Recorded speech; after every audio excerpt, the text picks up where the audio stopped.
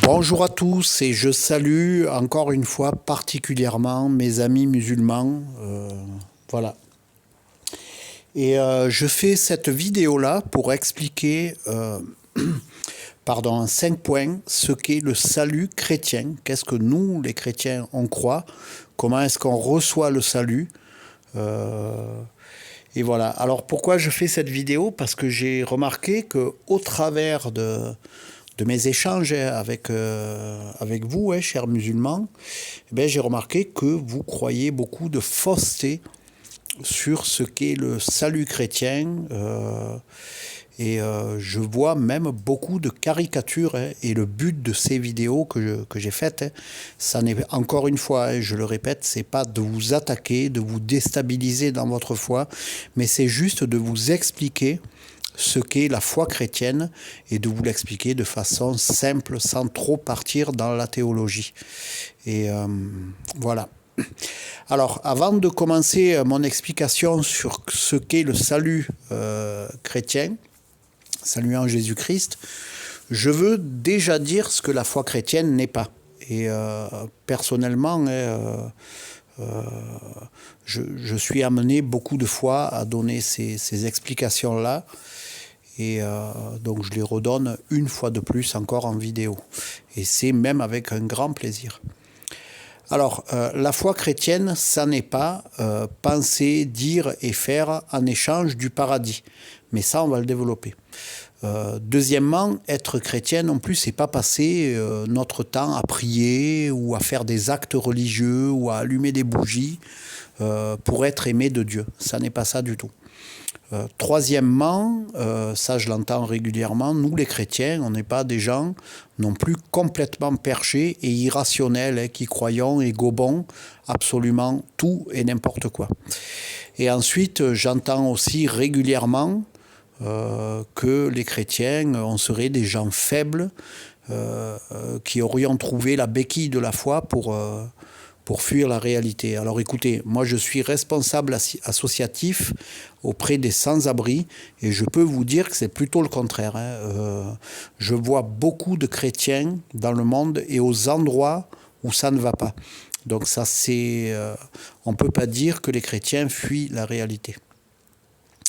Alors, le premier point du salut chrétien, c'est que le salut se reçoit par la grâce. Alors la signification précise de la grâce, c'est le fait que notre salut est un don 100% gratuit.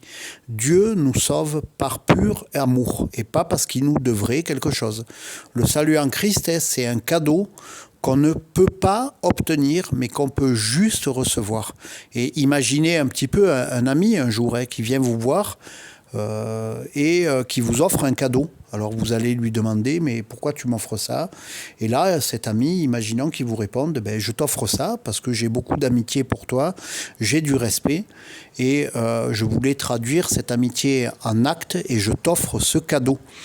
Eh bien, est-ce que vous imagineriez que vous avez mérité ce cadeau? Non. Eh bien, le salut, c'est à peu près le même schéma, à savoir que Dieu nous l'offre. Et on va lire un passage biblique qui va dans ce sens-là.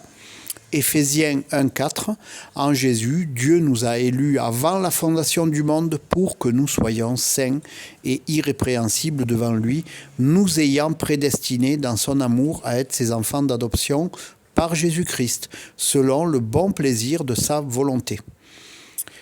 Point numéro 2, le salut chrétien ne se reçoit pas par nos œuvres. Et ça, vraiment, c'est central chez nous, les chrétiens.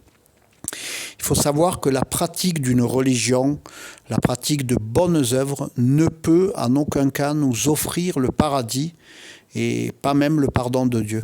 Et en fait, si on y réfléchit bien, espérer le paradis à cause de nos œuvres, ça revient un petit peu à nous sauver nous-mêmes, premièrement, et puis deuxièmement, à faire de Dieu une sorte d'arbitre qui comptabiliserait nos bonnes actions et nos mauvaises actions pour nous offrir le paradis ou pas, fonction de si on a tout bien fait ou si on a mal fait. Et autrement dit, je le dis autrement, Rien de ce qu'on peut penser, dire ou faire ne peut nous offrir le salut. Le salut en Jésus-Christ, c'est quelque chose qui vient de Dieu et c'est 100% gratuit. Et ça, c'est central chez nous.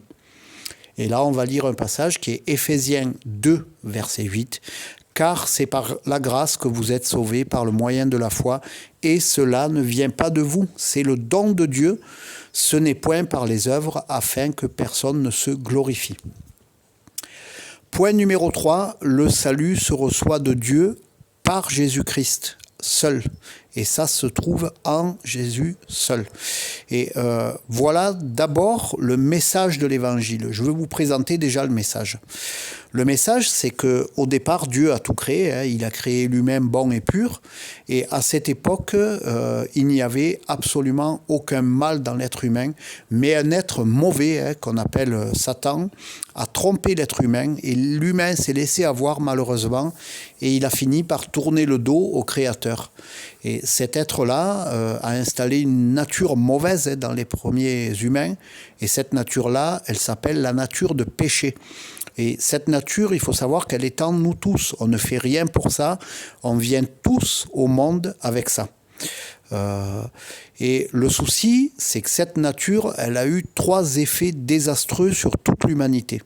Premièrement, on ne peut pas avoir de façon de relation avec Dieu de façon innée dès la naissance. Deuxièmement, on peut faire aussi le mal. Et ça, je pense que tout le monde l'a vérifié. Troisièmement, après notre mort, cette nature nous séparera définitivement de Dieu et sans possibilité que ça puisse changer. Mais il faut savoir que le Créateur qui nous a toujours aimés, qui a toujours aimé sa créature, il nous propose une solution. Et Dieu le Père a promis dans tout l'Ancien Testament un Messie, à savoir un sauveur. Donc ce sauveur, c'est un être humain, mais en qui habite la divinité. Et il a promis ce Messie pour sauver son peuple, le peuple juif, mais aussi tous les êtres humains de la planète de la perdition. Évidemment, tous les êtres humains qu'ils veulent. Et il y a 2000 ans, il a envoyé son fils Jésus-Christ sur terre. Jésus est resté 33 ans sur terre et il a enseigné qu'il était le Messie attendu, qu'il allait mourir sur une croix pour que les gens soient sauvés. Il est allé sur cette croix, il a porté tous les péchés de tous les êtres humains qui avaient existé, qui existaient à son époque et qui n'existaient même pas. Et là, je parle de nous, par exemple. Et même les tiens, même tes péchés, toi qui écoutes cette vidéo. Il est mort avec tout ce mal en lui, mais il est revenu à la vie absolument pure et glorifiée. Alors, en vérité, qu'est-ce qui s'est passé? En réalité, il a tué la nature de péché, il a tué en lui-même. Et ensuite, il est reparti au ciel, près du Père.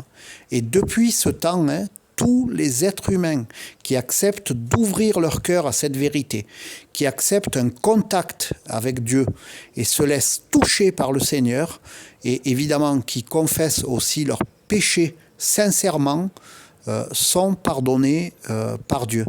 Et après avoir reçu ce pardon, eh bien, tous les êtres humains qui le veulent peuvent avoir une communion avec le Seigneur et ils iront le rejoindre après leur mort.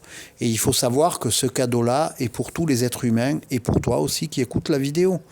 Et il faut savoir ici que c'est bien Dieu qui sauve, mais au travers de l'œuvre de la croix, et par le don de l'esprit dans le cœur de la personne. Et là, je propose de lire quelques versets qui disent ça. Jean 14, 6, Jésus lui répondit « Le chemin, la vérité et la vie, c'est moi. Personne ne va au Père sans passer par moi. » Acte 4, 12, « Il n'y a de salut en aucun autre, car il n'y a sous le ciel aucun autre nom qui ait été donné parmi les hommes par lequel nous devions être sauvés. » 1 Jean 4, 14, « Et nous avons vu et nous attestons que le Père a envoyé le Fils comme sauveur du monde. » Jean 17, 3, « Telle est la vie éternelle, c'est qu'ils te connaissent, toi, le Dieu seul, véritable, et celui que tu as envoyé, Jésus, le Messie. » Alors, je rappelle encore une fois, chers amis, que le Messie promis par Dieu aux Juifs et aux nations est un homme, mais que dans cet homme, la divinité habite. Et quand je parle de divinité, je ne parle pas d'un autre Dieu, je parle de la seule divinité, je parle du seul Dieu. Quatrième point, comment est-ce qu'on fait pour recevoir ce salut?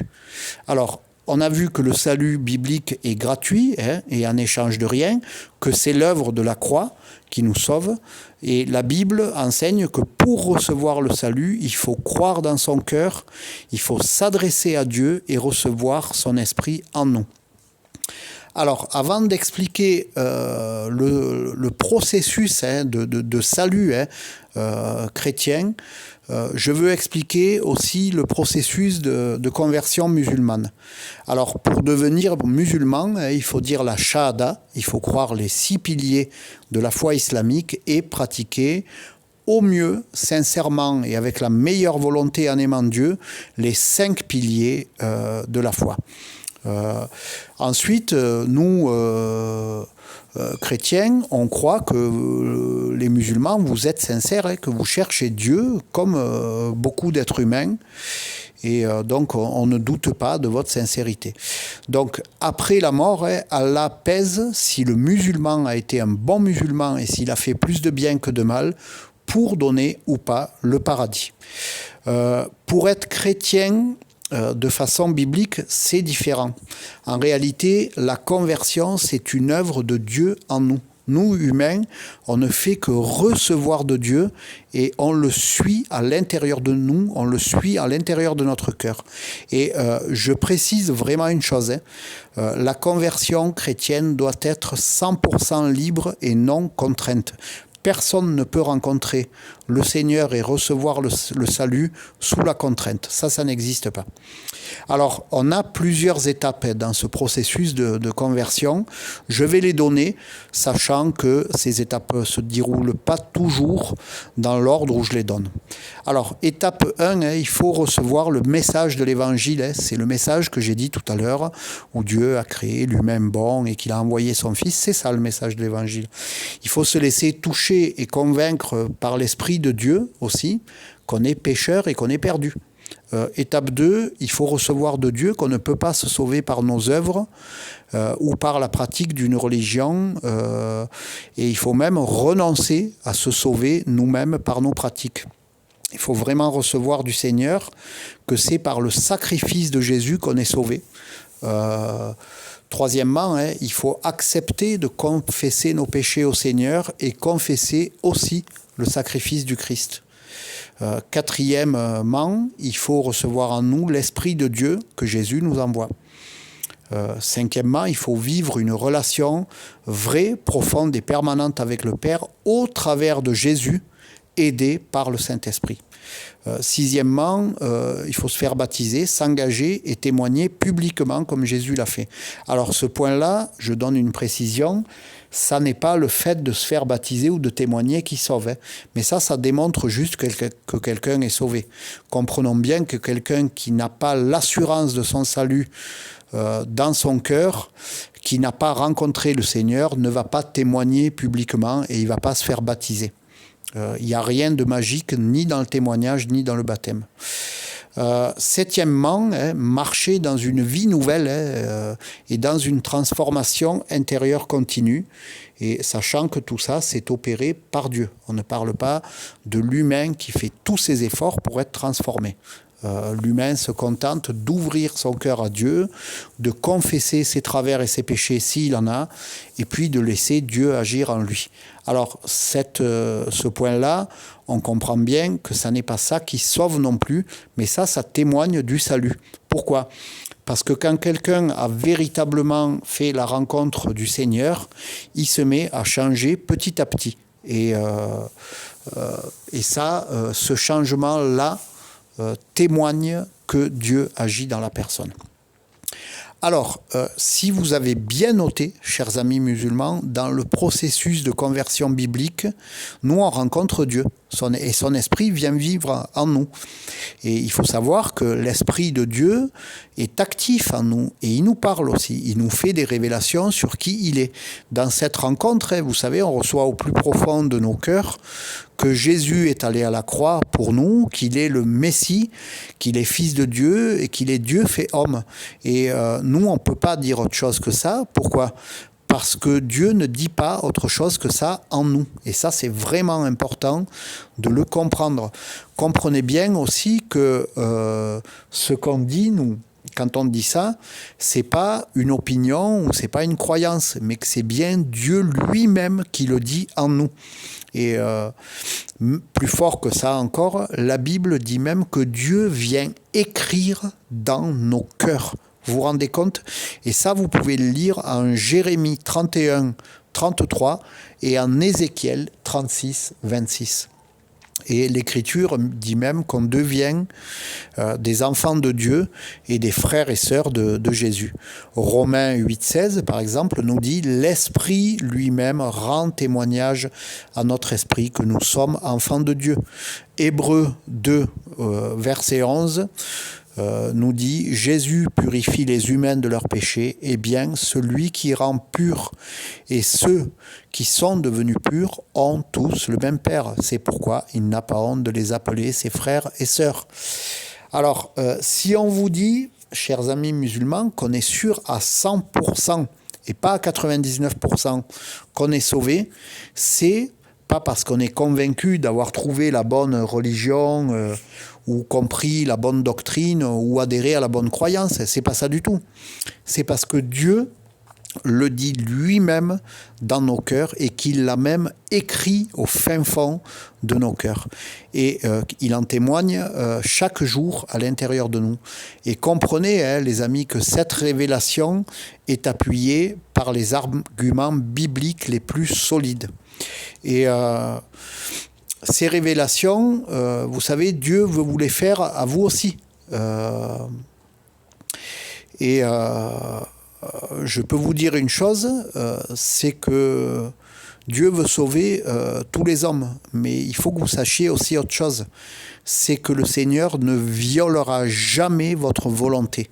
Si vous n'ouvrez pas votre cœur, si vous ne vous dites pas que ce message est peut-être vrai, et si vous ne priez pas, si vous n'allez pas devant Dieu prier, eh bien, Dieu ne violera pas votre volonté. Il ne va pas vous sauver par force. Et croyez que Dieu respecte vraiment votre volonté et il vous aime, c'est pour ça qu'il fait ça. Et vous savez, vous pouvez dire cette prière, toi qui écoutes cette vidéo, tu peux prier aussi comme ça. Père Céleste, je te demande pardon pour tous les péchés que j'ai commis contre toi, contre moi, contre les autres. Et je reconnais que je suis un pécheur, mais je crois dans mon cœur que tu as envoyé Jésus mourir sur la croix et que pour que je reçoive le pardon de mes péchés, Jésus a fait ça. Pour que je reçoive aussi une connexion avec toi et la vie éternelle. Et aujourd'hui, je veux recevoir ce pardon. Je te demande de venir vivre en moi pour toujours et je veux devenir ton enfant au nom de Jésus. Voilà, tu peux faire cette prière-là. Et je lis un verset biblique qui va dans ce sens, et même deux. Acte 2, 38, Pierre leur répondit « Changez et que chacun de vous se fasse baptiser au nom de Jésus-Christ pour que vos péchés vous soient pardonnés. Alors vous recevrez le don du Saint-Esprit. » Alors dans ce mot « changer », là, c'est un mot grec qui est utilisé quand on lit le texte dans son écrit original. Et ce mot-là, c'est « métanoïa ». Métanoïa, ça parle de repentance, à ne pas confondre avec la pénitence. La pénitence, ça serait se flageller, ça serait souffrir et en baver et montrer à Dieu qu'on souffre pour être sauvé. Non, c'est pas ça du tout. La repentance, c'est se laisser toucher par Dieu et se laisser réorienter dans le sens d'une vie nouvelle et dans le sens d'avoir une relation avec le Créateur. Ensuite, on a Romains chapitre 10, verset 9. « Si tu confesses de ta bouche Jésus comme Seigneur, et si tu crois dans ton cœur que Dieu l'a ressuscité des morts, tu seras sauvé, car celui qui croit dans son cœur, Dieu le déclare juste. Celui qui affirme de sa bouche, Dieu le sauve. Cinquième point, donc, et dernier point, est-ce qu'on peut être sûr à 100% d'avoir reçu le salut?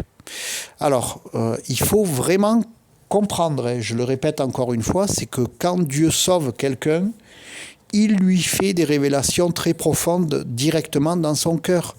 Dieu écrit dans le cœur de celui qui s'est laissé sauver. Et puis moi, je témoigne que Dieu a fait ça dans mon cœur personnellement. Et j'ai la plus grande certitude qui soit que je suis sauvé. Vous savez, la Bible et la tradition musulmane disent que c'est Jésus qui revient juger l'humanité. Et je peux vous dire une chose, c'est que moi j'ai hâte du retour de Jésus. Si j'ai hâte, c'est que j'en ai pas peur. Et si j'ai pas peur d'être jugé par Jésus, c'est que j'ai reçu le salut et que j'en suis sûr à 100%. Et vous savez, moi j'ai eu cette révélation de Dieu le 8 mai 2016 et je vais vous raconter, en essayant de pas trop être long. Alors moi j'ai grandi dans une famille à peu près classique. Et comme tout le monde, j'ai reçu dans mon enfance, dans ma vie d'adulte, beaucoup de blessures. Mais j'ai fait aussi beaucoup d'erreurs et j'ai commis beaucoup de péchés.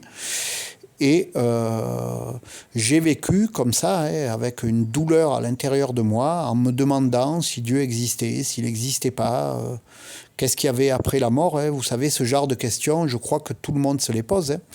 Mais malheureusement, moi, j'avais jamais trouvé la réponse, quoi. Et c'est normal, parce que je cherchais pas ni de la bonne façon, ni au bon endroit. Et un jour, c'était donc le 8 mai 2016, j'étais chez moi et je regardais des vidéos. Et je regarde une vidéo et le gars, c'était un chrétien qui prêchait l'évangile. Alors à moi, à cette époque, je ne croyais pas tout ça.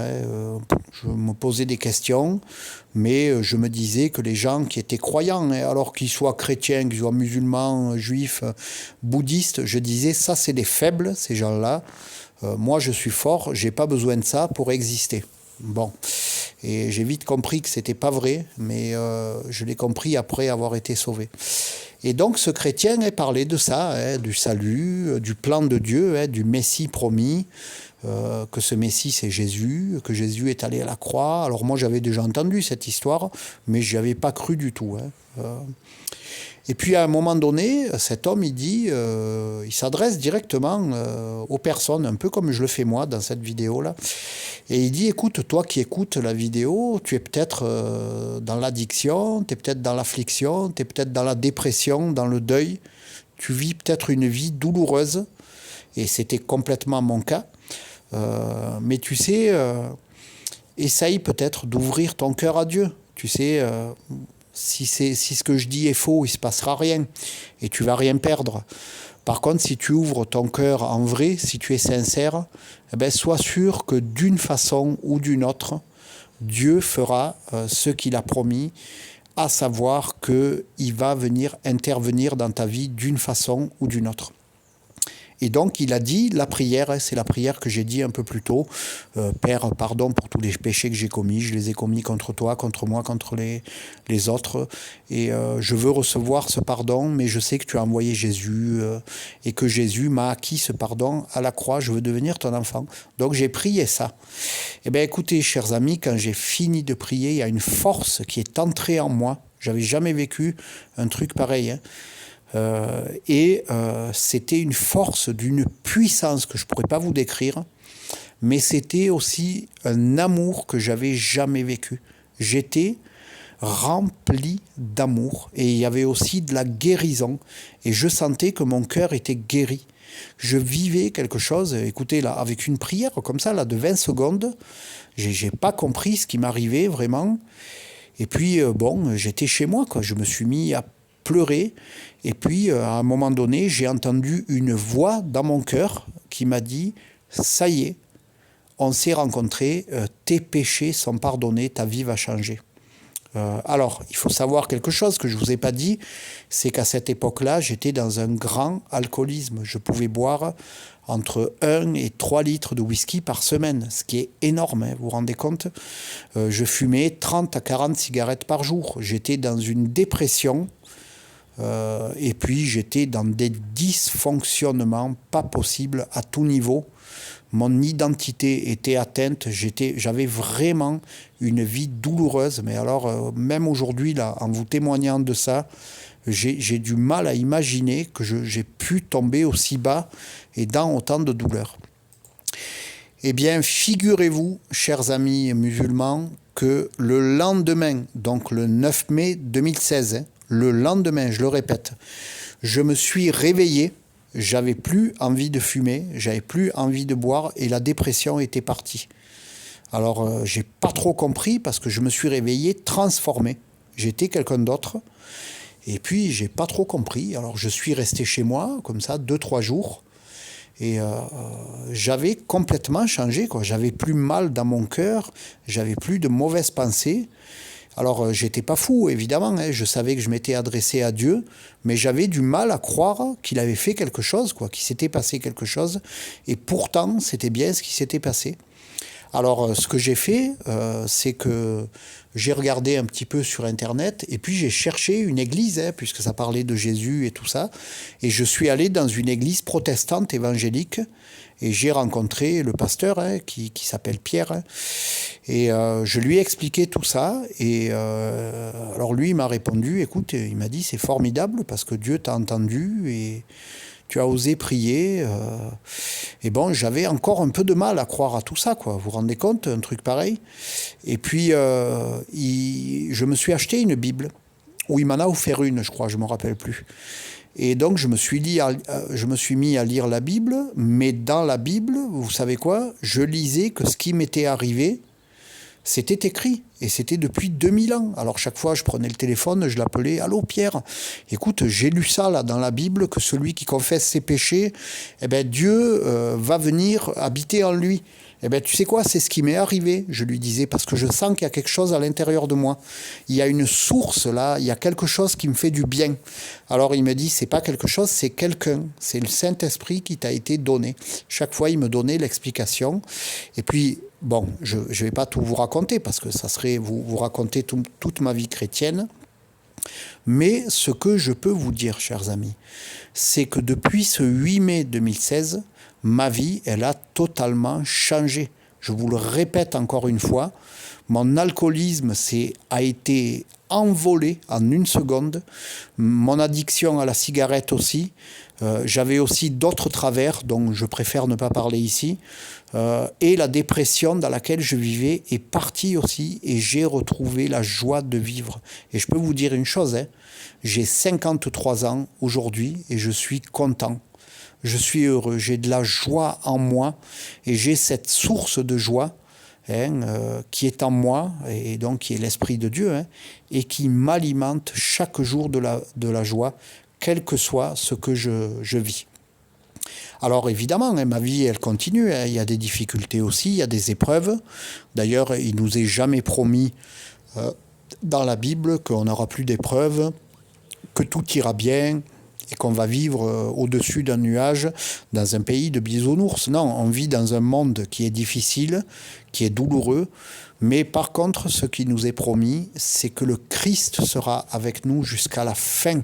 Jusqu'à la fin. Et moi, je vous témoigne vraiment, chers amis, de tout mon cœur, que je suis en relation avec le Christ depuis ce jour-là. Et je vous témoigne aussi d'autres choses, et c'est ce que je disais dans le point précédent, c'est que je suis sûr à 100% que j'ai été sauvé et que j'irai rejoindre Dieu après ma mort. Et vous savez, la mort, elle a complètement changé de visage aujourd'hui. Hein. Alors aujourd'hui, si on me disait, je ne sais pas moi, tu as une maladie incurable, tu en as pour 3 mois, alors je serais triste pour mes proches, parce que je leur manquerai. Je serais triste pour mes enfants parce que je ne les verrai plus. Mais je sais que ça serait une séparation uniquement temporaire parce que je sais que je serai sauvé. Et je sais aussi que la plupart de mes proches, et même mes enfants, je les reverrai après la mort parce qu'ils ont été sauvés aussi. Et ça, j'en suis sûr à 100%. Pourquoi? Parce que Dieu lui-même a déposé cette certitude absolue en moi, dans mon cœur. Et là, je lis quelques versets bibliques sur la certitude du salut. Romains 8, 38, en effet, j'ai l'assurance que ni la mort, ni la vie, ni les anges, ni les dominations, ni le présent, ni l'avenir, ni les puissances, ni la hauteur, ni la profondeur, ni aucune créature ne pourra nous séparer de l'amour de Dieu manifesté en Jésus-Christ notre Seigneur. Jean 5, verset 24, en vérité, je vous le dis, celui qui écoute ma parole et qui croit à celui qui m'a envoyé a la vie éternelle et il ne vient point en jugement, mais il est passé de la mort à la vie. Romains 5, verset 9, à plus forte raison donc, maintenant que nous sommes justifiés par son sang, serons-nous sauvés par lui de la colère. 1 Pierre 1, 4, pour un héritage qui ne peut ni se détruire, ni se souiller, ni perdre son éclat, il vous est réservé dans le ciel à vous. Jean 4, verset 15, celui qui confessera que Jésus est fils de Dieu demeure en Dieu et lui en Dieu. Et Dieu en lui, pardon. Jean 1, verset 12, certains pourtant l'ont accueilli et ils ont cru en lui. À tout cela, il a accordé le privilège de devenir enfant de Dieu. Jean 6, 44, personne ne peut venir à moi si le Père qui ne m'a envoyé ne l'attire et moi je le ressusciterai au dernier jour. Alors des versets comme ça, je pourrais vous en lire une centaine et c'est pas le but de la vidéo. Alors je fais un 6e point qui est une conclusion. Cher ami musulman, toi qui écoutes, je peux te dire et associer à l'ensemble des vrais êtres humains, des vrais chrétiens qui avons rencontré le Christ, on peut te dire plusieurs choses. Premièrement, on a eu une vraie rencontre avec le Seigneur. Deuxièmement, on n'a rien fait pour ça et on l'a reçu sans mérite et par pure grâce. On n'est pas mieux que toi, on n'a pas plus de valeur que toi. Ça, c'est important de le comprendre. Troisièmement, qu'on a reçu de Dieu lui-même la certitude absolue qu'on était sauvé et qu'on était enfant de Dieu. Quatrièmement, qu'on marche chaque jour dans une vie nouvelle en Jésus-Christ. Cinquièmement, qu'on attend avec ardeur, mais vraiment, le retour de Jésus. Et encore une fois, je le répète, on n'a absolument aucune crainte de nous trouver devant lui, parce que dans notre cœur, on est sûr à 100% qu'on est sauvé et qu'il vient nous chercher. Alors, moi j'ai envie de finir cette vidéo vraiment en priant pour toi qui écoute cette vidéo. Alors, je peux peut-être te demander de fermer les yeux et de poser ta main sur ton cœur. Seigneur, créateur de l'univers, oui, c'est à toi que je m'adresse, Seigneur. Moi, je te demande, Seigneur, de toucher le cœur de mon ami qui écoute cette vidéo-là, Seigneur.